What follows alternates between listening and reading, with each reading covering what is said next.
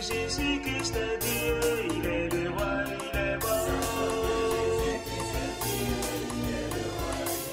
Sachant que Jésus-Christ est Dieu, il est le roi, il est bon.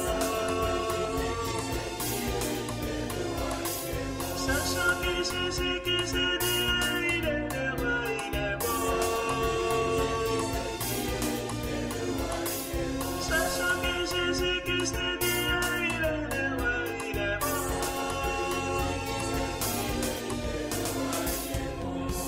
Jésus qui est la vie de Dieu. Jésus qui est la parole de Dieu. Jésus qui est la vie de Dieu. Jésus qui est le vrai premier. Il est la parole du Seigneur. Il nous a donné les voies. À lui nous sommes délivrés. À lui nous avons la paix du cœur. Il nous a délivrés des démons. Il nous a rendu sa beauté. Il est bon notre Seigneur. Il est notre Rédempteur. Son nom c'est Jésus-Christ. Il nous a accordé sa beauté. Il nous a accordé sa beauté. À lui nous sommes délivrés. À lui nous sommes rachetés. Il est bon notre Créateur. C'est lui le Créateur. Il est bon le Seigneur. Sachant que Jésus-Christ est Dieu, il est le roi, il est bon. Sachant que Jésus-Christ est Dieu, il est le roi, il est bon. Sachant que Jésus-Christ est Dieu, il est le roi, il est bon. Sachant que Jésus-Christ est Dieu, il est le roi, il est bon.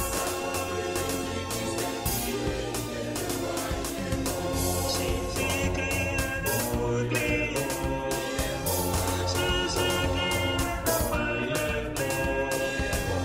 Il est notre parole clair. Les rois de colère qui persévèrent. Il nous accorde la rédemption. Son sang nous a rachetés. Béni soit le nom du Seigneur. Je publierai sa beauté. Je publierai sa beauté. Lui qui nous délivre de la colère à venir. Son nom c'est Jésus-Christ. Sachant que Jésus-Christ est Dieu, il est le roi, il est bon. Sachant que Jésus-Christ est Dieu, il est le roi, il est bon.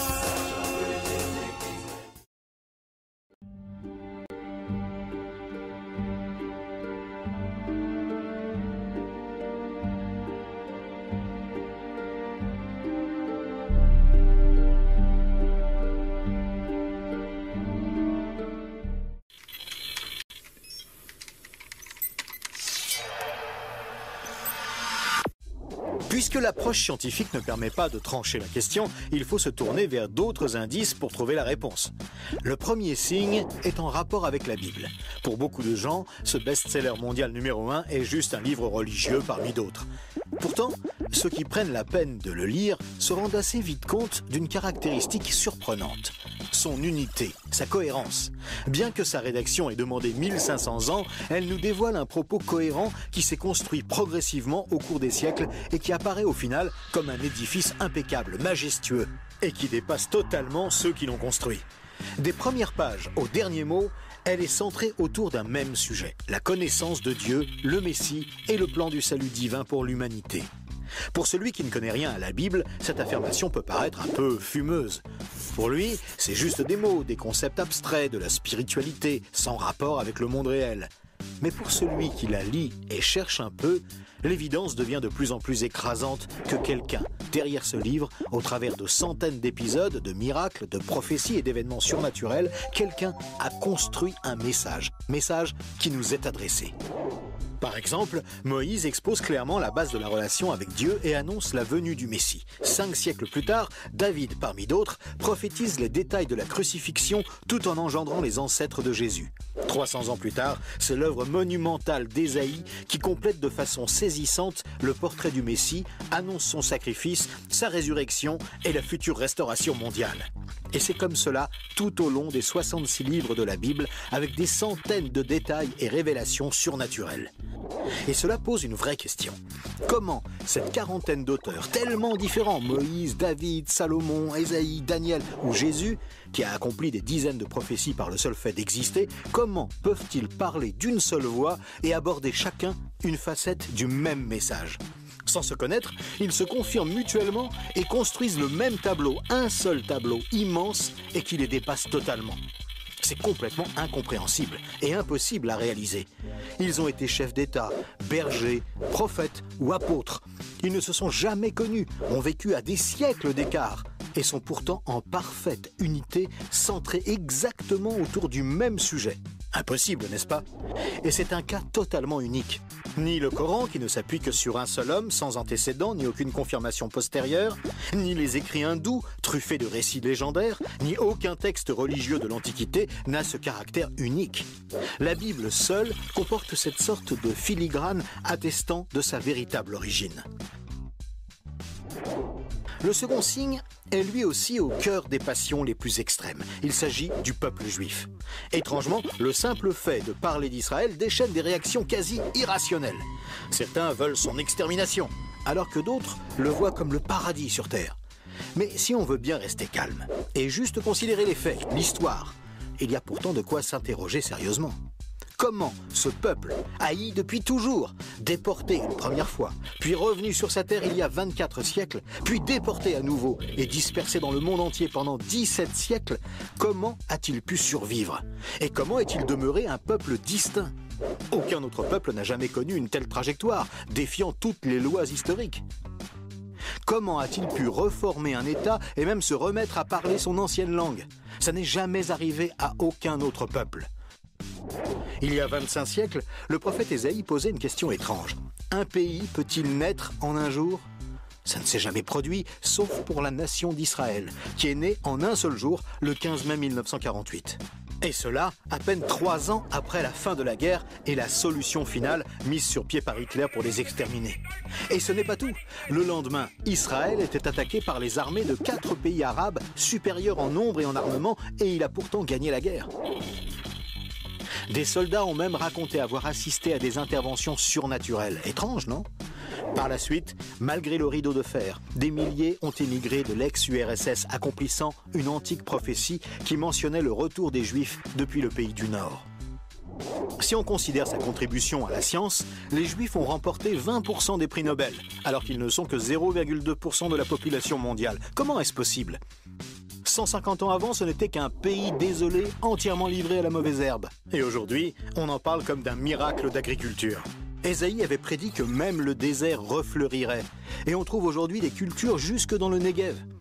Interrogé par le roi de Prusse, Frédéric II, qui lui demandait une preuve de l'existence de Dieu, son chapelain lui avait répondu « Les Juifs, sire, les Juifs ». Et d'où vient la première religion mondiale ? De Jésus, un juif, dont l'enseignement, la mort et la résurrection continuent à impacter en profondeur la société humaine. Évidemment, ce peuple est loin d'être un modèle, et il a souvent sombré dans la corruption.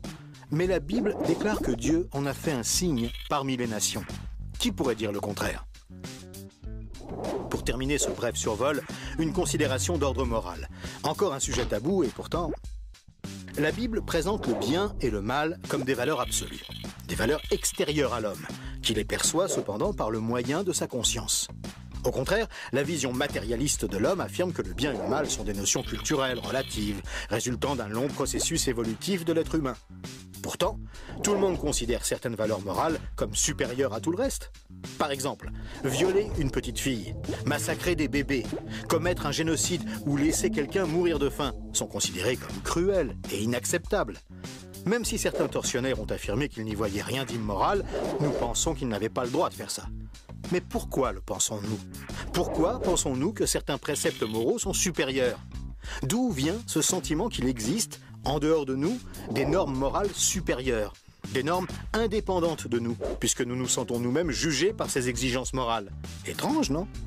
Nous avons parfaitement conscience d'être imparfaits. Nous pensons que l'humanité est détraquée, mais par rapport à quoi? Ce sentiment de culpabilité contredit d'ailleurs la théorie de l'évolution et son hypothétique lutte pour la survie.